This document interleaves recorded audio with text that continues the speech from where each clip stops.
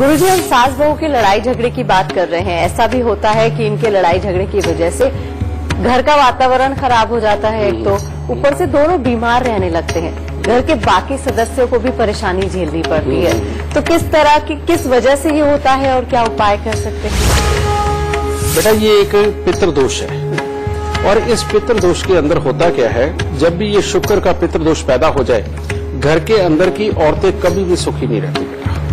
उनके स्वास्थ्य भी खराब रहते हैं, उनकी वजह से घर में क्लेश भी होता है, एक दूसरे की कड़वी जुबान भी होती है और जिसकी वजह से बेटा घर के जो मर्द होते हैं वो परेशान ही रहते हैं। कारण ये है कि दोनों की शिकायतें होती हैं, उसकी उसके खिलाफ और उसकी उसके खिलाफ, और आदमी को घर भी बचाना होता है। तो बेटा ये जो शुक्र का पितृदोष है, ये हमेशा अपने आप ही औरतों की वजह से भी तकलीफ रखता है, समृद्धि की भी तकलीफ रखता है और घर में स्वास्थ्य की दिक्कतें भी घर की औरतों को देता है। इसमें अपना किसी का भी कोई दोष नहीं होता।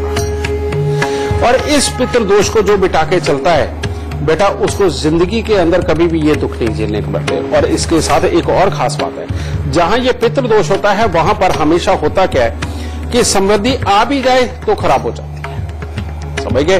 और पैसा बहुत ज्यादा अगर इकट्ठा हो भी जाए, चाहे जिम्मेवारी पे चाहे शौक पे खर्च होकर के, वो भी खत्म होता है। अब मर्दों का घर से दिल भी उठता चला जाता है इस क्लेश की वजह से। ये भी मुसीबत घर के अंदर आती है। इसको मिटाने का बेटा उपाय लिखो